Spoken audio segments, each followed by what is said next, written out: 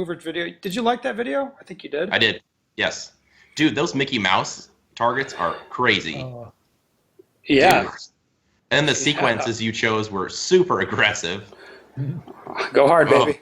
oh. That's what I like to do. I could imagine that in a walkthrough. You're like, I'm going to do this. And we look at you like, you're going to do what? Like, I they're looking at, don't think so. I was like, yeah, I think there's time for this and this. And it's like, okay. All right. Welcome to Practical Shooting After Dark. You guys know the rules. Everybody comes on here with a topic, something they want to complain about, piece of gear they want to talk about and show and tell, or something they worked on recently in shooting. So, on deck today, Mr. Joel Park, who is always thinking about shooting, Hello. and Hunchik Kim. Hi. Hi. Okay. Well, Mr. Kim, Yes. I'm sure you've got some interesting, exciting, cool stuff to talk about. Interesting, but maybe not that exciting. I'm gonna talk about a diet. No. So, I was in Korea for a while, and of course, Korea doesn't allow any handgun, so I couldn't do dry fire. I couldn't. I didn't want to work out because I was lazy.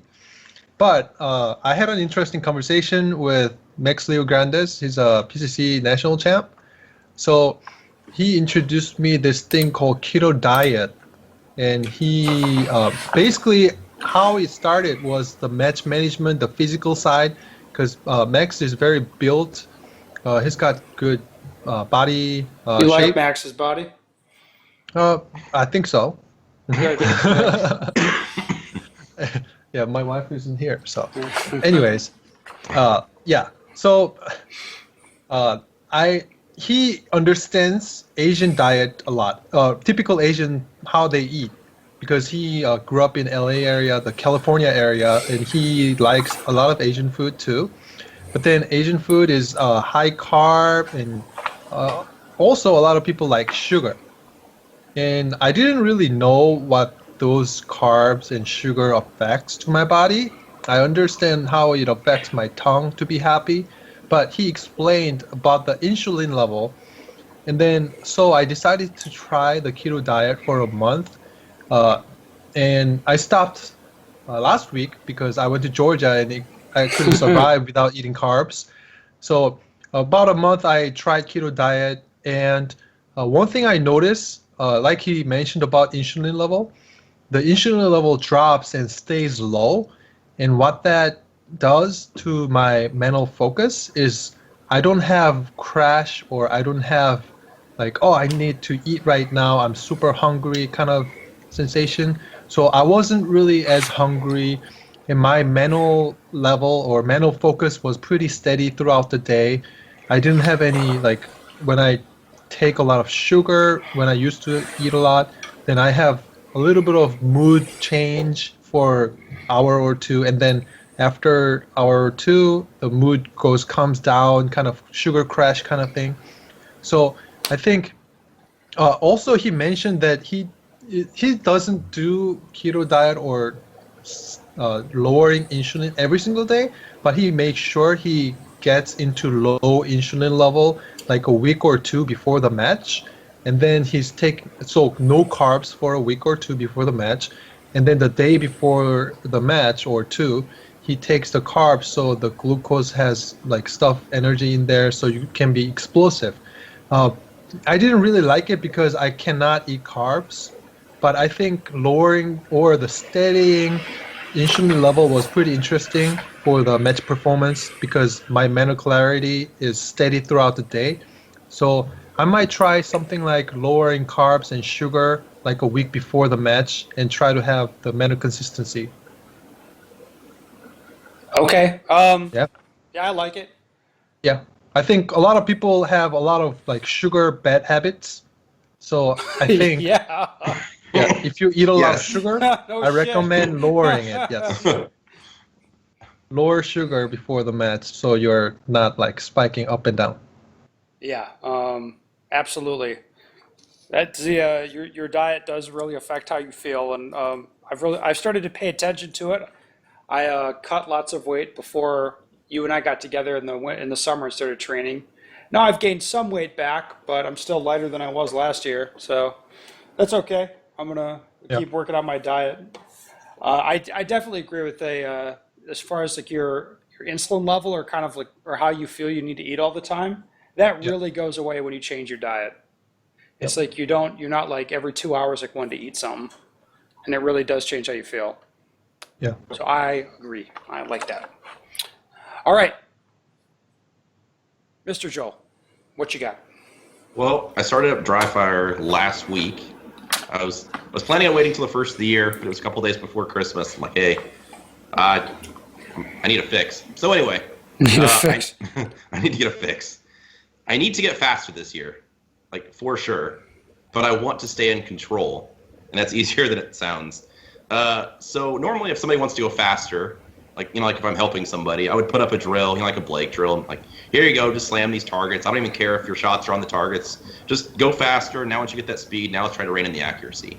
I'm trying to do something different this year. So what I am doing in dry fire is I am setting a par time on just a random target array, something like your transition type of drill, where there's like some partial, some full stuff, poppers, whatever. I will look at it, see what I think I can make it in.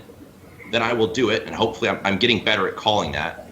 And then I will do it a couple times, and I will push down the par. So it almost has to be perfect, almost perfect, just exactly how I'd want to. Like I couldn't imagine it's going any better.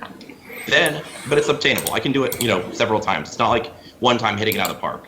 So once I've got that par time, when I'm doing the drill, if I have something like I miss my draw a little bit or I transition to the wrong spot, I am just taking the required time to do it correctly and not just powering through.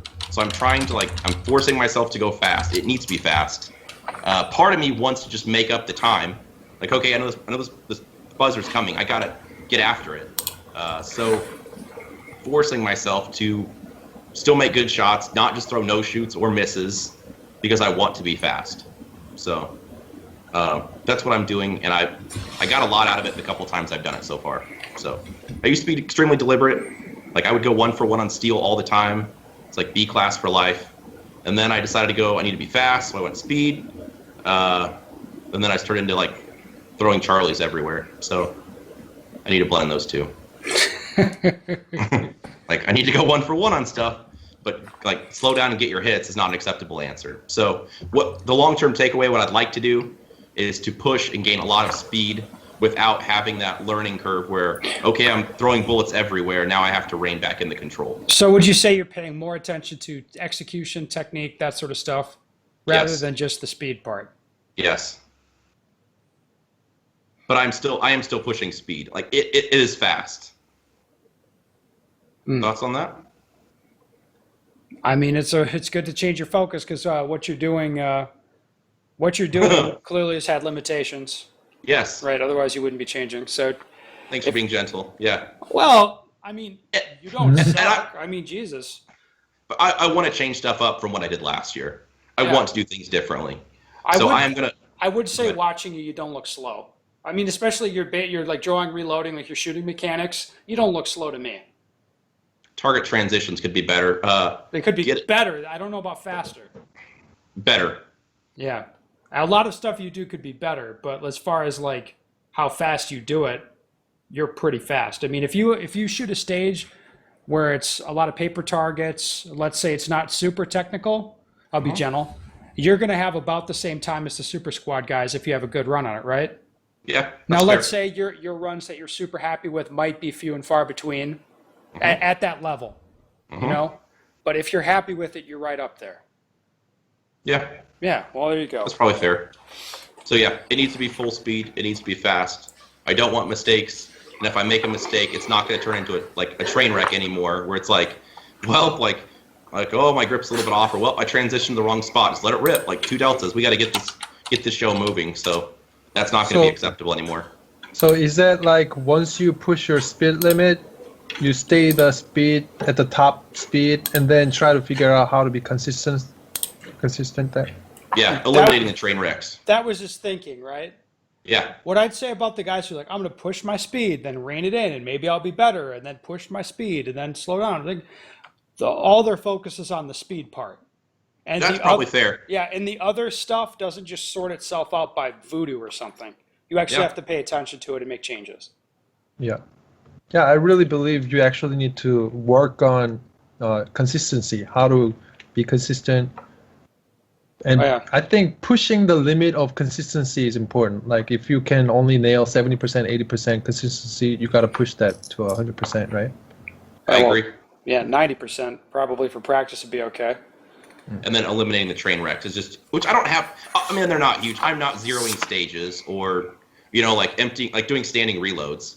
But there are times where on like closer speed shoot stuffs, like I can shed lead pretty quick. So like just let it rip. It's close enough. It's not going to be good enough anymore. That has to go away. And I learned some of that when I was just learning to go fast. So right or wrong, it's just what I did. Okay, I want to talk about my, I could say it was a month, it really wasn't, but my month of indoor live fire practice that I did that I don't normally do, or shooting down a lane. I tell people to do this, which is another reason I thought it'd be interesting to do it. Shooting down one lane, I was allowed a holster. I did do a few practice sessions without a holster just to see what I thought about that. But shooting down a lane, I was allowed rapid fire, so I did drills like doubles, practical accuracy. I shot some dots, things like that. Just doing indoor training a few days a week and shooting relatively a lot of rounds in those training sessions. And my read on it was I did very simple drills and I made substantial gains in terms of just learning my grip and the feel of the gun, getting used to the gun.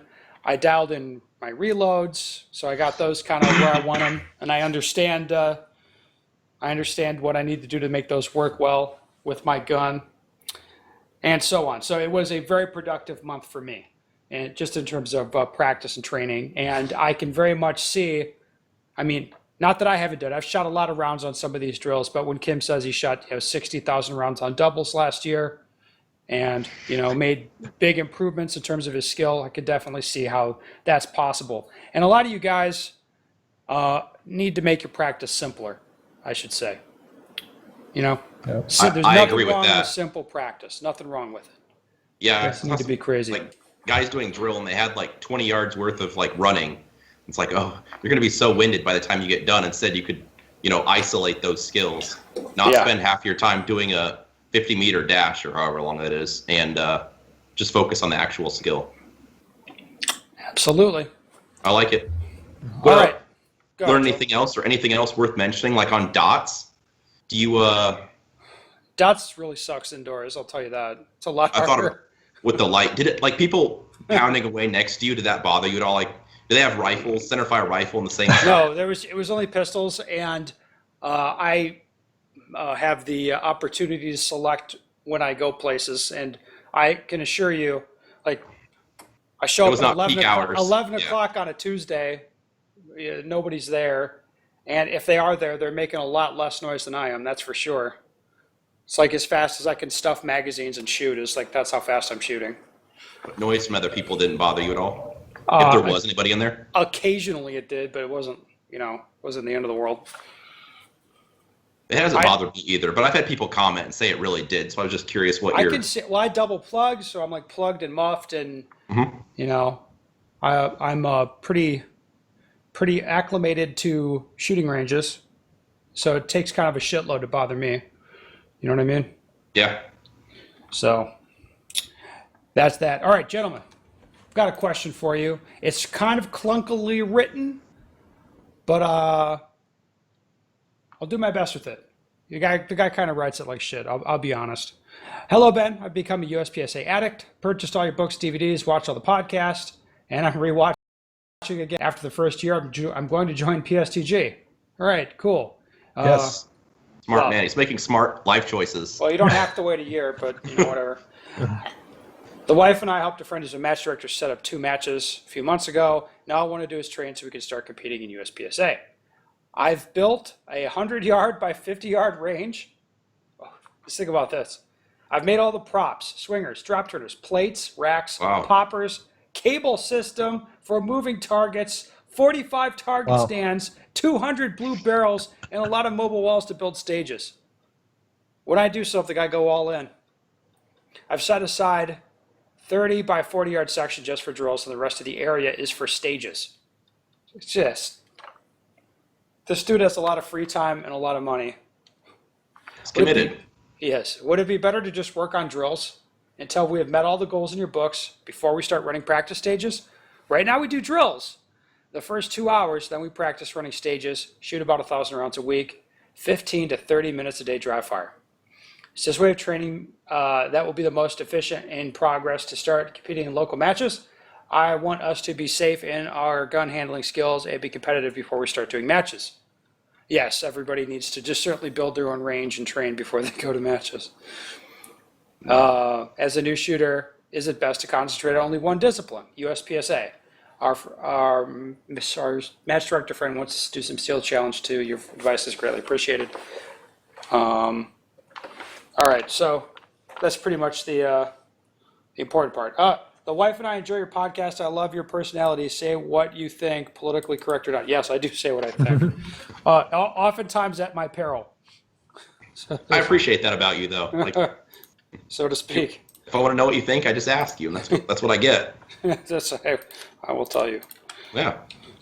I mean, people get really mad a lot about really weird stuff. If you know, like, even if I went to this match and I did not enjoy it, then people take that far more personally than it's really intended. All right, so we got a two-part question there. Let's handle the easy part first. Easiest to focus on one discipline to start with, or should he fuck around with Steel Challenge and IDPA? I'm just putting that in. You didn't say that, but let's say IDPA or maybe 3 guns, something like that. What do you think, guys? I can go first. Go ahead, Kim. I have tried IDPA, Steel Challenge, and like the local competitive stuff, but I shot only once or twice, and then I quickly realized I can. There's of course shooting component, but I can definitely focus on USPSA and have better quality of practice. And also, I would rather spend the time shooting those other disciplines, just go out training instead of that. That's a better use of time. And I think there's some special things in each discipline. For example, Steel Challenge have more like transition type and maybe faster focused, but definitely you can do that in USPSA. Everything can be done in USPSA or IPSC. So no, stay in one discipline, USPSA. Okay. Well, that's pretty. Well, I would also agree to stay in one discipline. Pick the one you like and train at that one. Yes. It is not a productive use of your time to even bother learning a different rule set or whatever. Could you go shoot a steel match and have some fun and do a different thing? Sure, you could, but I mean, ideally, you would just kind of stick to one thing. That'd be what I'd recommend. Whatever it is you like, stick to that for a while. I think he should shoot all of them. Go shoot all of them like a match. Like after one match, after one match, you'll get a gut feeling. Like, I won't pick out one, but if you go to like one of them specifically I'm thinking of, within 20 minutes, be like, okay, this is dumb. Like, okay, cross this one off the list. I'm not coming back. Well, he doesn't have to go shoot one to learn that IDPA is dumb. I didn't say anything. And then I was shooting Steel Challenge up until last year, and then I don't know. It was actually a conversation we had, and you're like, don't let obligations ruin your enjoyment of the sport. And I kind of went and did Steel Challenge because it was a social thing. Like, I like the guys I shoot with, so it's fun to go shoot. And I'm like, well, I'm still shooting, and it still transitions. It's making me better at shooting. Well, really, no, it wasn't. It didn't really matter. It was hanging out with my friends, is what it was, which is fine if you want to do that.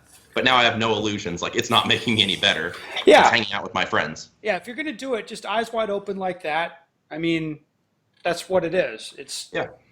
Which is, there's nothing wrong with that. Not at all. What I just recognize is it's like I have a Monday night league by me, or not even a league, just like it's a very small club match where I'll build an IDPA match, now and again, or some other guy will build it, and it's kind of the days I go do that. I understand that that's sucking some of my shooting energy out of me. I only have so much in me, and that sucks out some to go do that. That it's a social thing. And in the times where I need all my shooting energy for me, for other purposes, then I don't spend it on social things. Days I go do that, even if I'm out, I've gone and trained all morning at one range, then gone home, putzed around a little bit, then I go and shoot a night match, at a different range. And even when I'm training, it's hanging over my head the whole day, or I'm thinking about it like, oh, I still shoot again tonight, so I've got to, use this gun or clean up this gun and make sure that all my stuff's ready to go for that other thing. And, it's just a thing that hangs over your head. So that it's not productive if you don't have to do it. And it's a good way to burn yourself out too. Yeah, sure is. Yeah, I mean, and he put it in his email, like he's getting pressured to go do this thing. And it doesn't sound like he really gives a shit about it anyway. He's just got somebody pressuring him. No, because they probably want to spend time with him. Like, hey, I like this. You should come do this with me, which is okay. But yeah, so eyes don't wide be open. pressured. Know what it is. All right, then the other part of it. Should he be practicing drills or stages? That was a part. Should he do drills and stages, or just the drills until he masters the drills, and then move on to the stages? What do you think, Joel? All right. Well, I will. I'll plug the other podcast I'm on real quick, the Shoot Fast podcast, with my friend Cody. You were graciously enough to be on a guest on an episode after you did a class with us. Yes. I guess it was earlier this year. And so I wrote the questions for that. And like that was one of the things I want to talk to you about was like, hey, should I do stages? Like, what's the ratio of shooting stages to drills? And the answer you gave me was not what I expected at all. I was just a little bit mind blown thinking about that. And what you said made sense. So basically to parrot it, once you become like you get the lay of the land, you understand how stages work and you're like, reasonable. So like the top guy shooting it at, I don't know, if the top guy shooting it at 20 seconds and you're shooting it at 25 or 30 seconds, like, oh, you just need to get better. If the top guy's shooting it at 20 seconds and you're shooting it in a minute and a half, that's like, look, we got to move this along. Once you get to where you're reasonable, then like you need to start isolating skills. Like, what do you suck at? What do you want to work on today? Because just going there and setting up a stage and running it through it until you're out of breath and out of ammo, you're not really getting anything out of it. Yes. So if I go set up doubles and I go hard on doubles, or like I'm doing position entry and exits at the end, like I'm running so hard and I'm shooting, let's say 8 rounds in this drill and I'm out of wind and I'm really learning a lot. That's way more productive shooting those 8-round runs or 10-round strings on this short drill than doing a 32-round stage. So it's better for your time management because I could shoot drills a lot in a short amount of time, really focus on a specific skill and feel like I get something out of it. Whereas maybe a stage and it's 32 rounds and you got these poppers you got to go reset and it's just too much time wasted. Yeah. I like everything you said, but the one thing I want to point out, the people that are sending this in are the question is coming from somebody who does not know the lay of the land. Okay, so I would say, number one, in theory, more stages would be better. I wouldn't shoot them at the end of a practice session. If I had access to this range in this utopia world, if I had my own range like that, I would build a few stages or whatever, build a stage, and just go shoot that a couple times, kind of experience it, and try to be honest with myself about how it's a really sterile environment. I'm not feeling any pressure or anything like that. But I go shoot that stage just to understand how it flows and then just train on drills and then maybe shoot the stage a little bit again after. That'd be what I would do in a perfect world. Now, my concern with these people is that without a lot of match experience to understand what stages look like. It sounded like any match experience, though. I wanted to get back to that point. They help build a couple. But, but still, yes. Without any, shoot like some matches. Yeah, without any match experience, it is difficult to really reconstruct what stages look and feel like. So that'd be a concern. If somebody's super sharp and they're good at using YouTube and they have really good spatial reasoning skills, that kind of stuff, they could build some kind of reasonable stages for that. But it would be a challenge for sure to get it right. Which again, in theory, that's cool to do, because the idea is with the drills you work on specific skills, but it's difficult to work on those specific skills without understanding how you're going to apply them. You know what I mean? Like if you're working on distance change ups, on what that should look and feel like, changing between a close target and a long target, and how you stabilize the gun going on to tougher shots, That's one thing to work on that drill. It's another thing entirely to experience that issue on a stage. When you come into a position after running and you're out of breath and you're hosing down close targets, and then you go up to shoot a long popper and it's hard to hit, and you're like, what the fuck? Like, this is an easy shot. Like, I understand how to do this shot, but for some reason right now I can't hit it. You know what I mean? I think they're in that position where you'd shoot like one match a week or every other week for a couple months. Just see get the lay of the land. Like, oh, I felt a lot of pressure here. I mean, I like what they're doing. Don't get me wrong, but just for this level of involvement, if you're building your own range that's capable of holding matches, go to other matches. He shouldn't be dicking around just at home. He's going to get far more out of this far faster by going and shooting club matches regularly and then supplementing his own practice. A lot of people do this. They're like, I want to get really good before I go. But you're going to go and get your ass kicked. That will happen. There's nothing wrong with it. But no matter how much you train up, that's going to happen. That's and in some ways, people get their expectations out of whack enough that it makes they become really good shooters, but they're completely ineffective as competitors. I know a few people like this that train all the time, but they can't compete. They can't go to a match and shoot a good performance for them. Like, they're going to quit the match or they're going to just not go. They don't shoot at that level in front of other people. So you don't want to be that person. And you can mentally put yourself in that place by sort of trying to train in your own backyard in a comfortable environment for you. Because as soon as we take away that environment, you're going to be fucked. I've seen that happen many times. So that'd be some cautions I have. Anything to add, Mr. Kim? Or Yes, I do. So wood? Oh. yeah, you guys did really good explanations. I really like them. But doing like a small or even big stages in training, at one point, it's very important. It's not something that you want to do like the entire shooting career. Like, drills are definitely more efficient using your time. But by practicing stages, you can definitely develop the memorization part, like how much detail you need to be in planning, stage planning or walkthrough. That's one of them. And also, especially in the beginning shooter, maybe 1, 2, 3 years shooter, should probably try to actually combine multiple skills. So Ben kind of talked about you may be able to shoot one drill really well, but since you have like multiple scenario in a big stage, then you might fall off and do maybe a couple targets really well, but then at the end of the stage or after malfunction, you can like really break down. You can lose track of your plans. Like, one of the big example I have is I used to have a really big problem after malfunction or F-up reload.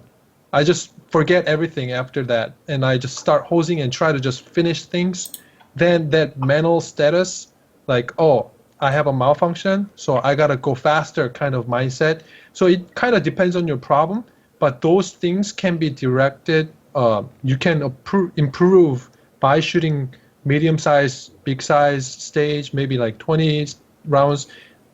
Even in dry fire too, I actually did a lot of stage type of scenario in dry fire, and also how I fixed the malfunction problem was I actually had really bad rounds mixed in my rounds. So there's gonna be some kind of malfunction somewhere, and I'm just staying calm and fix the issue and just keep it going.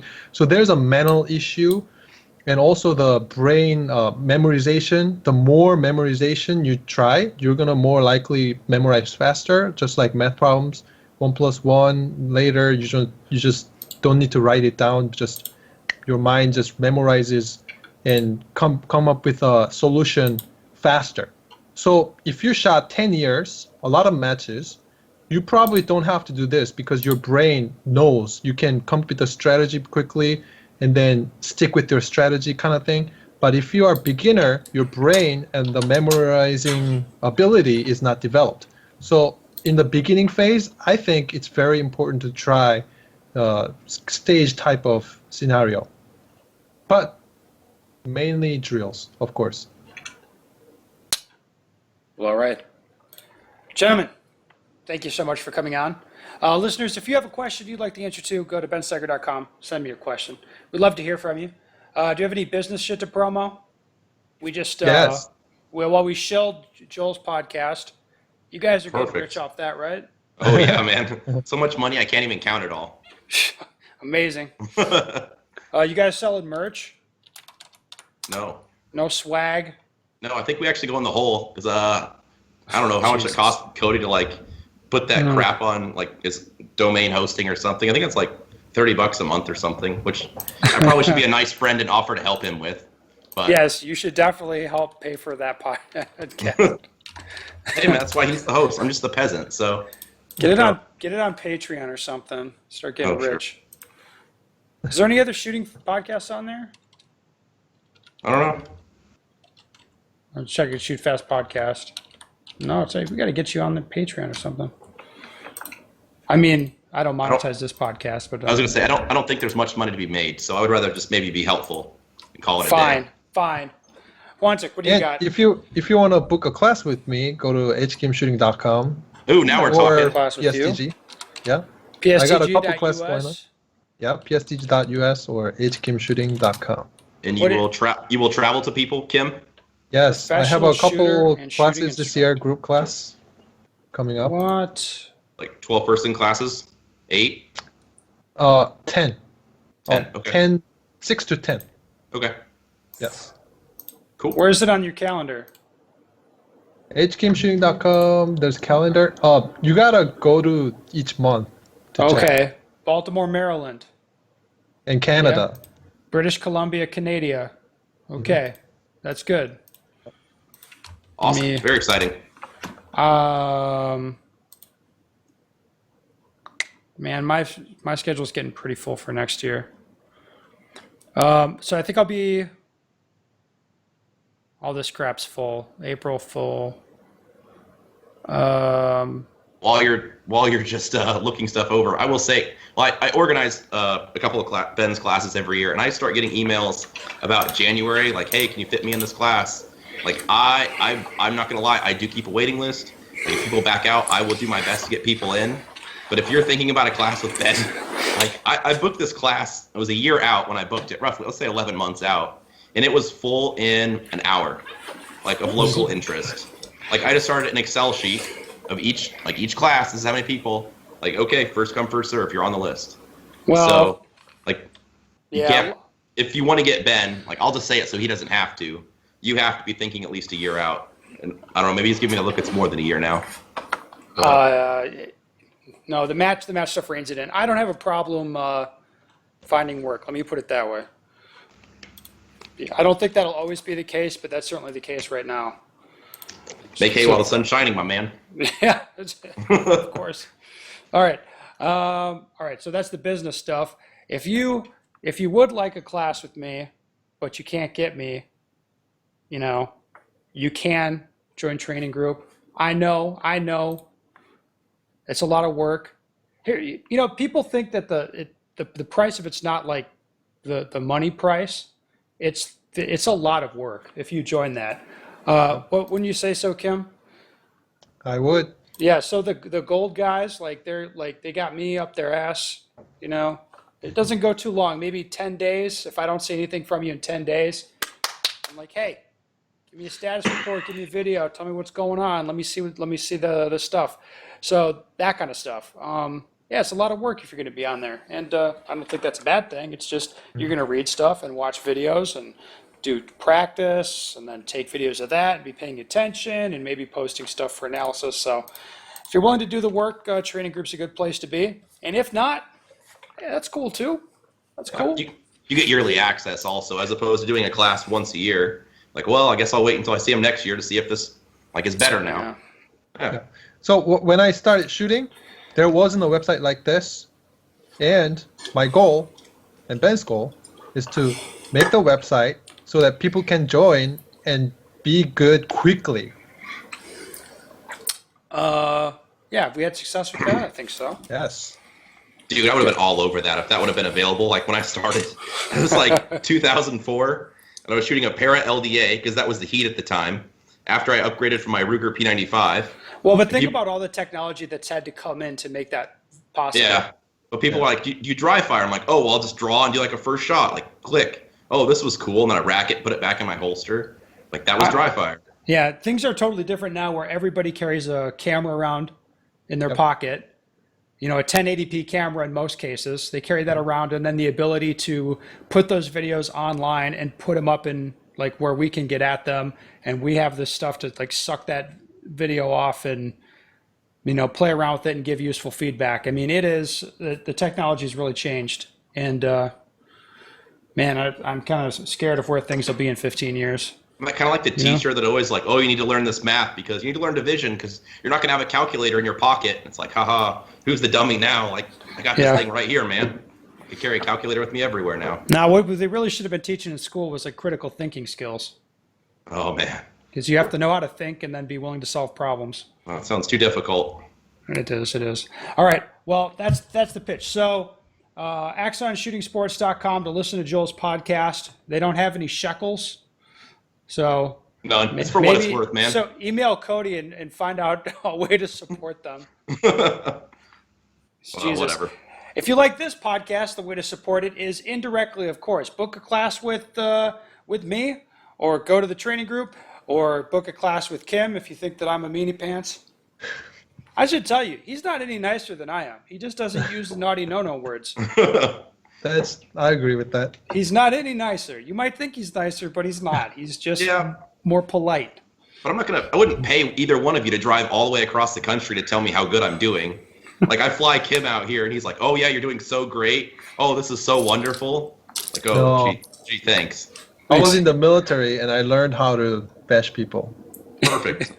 Yes. Fantastic.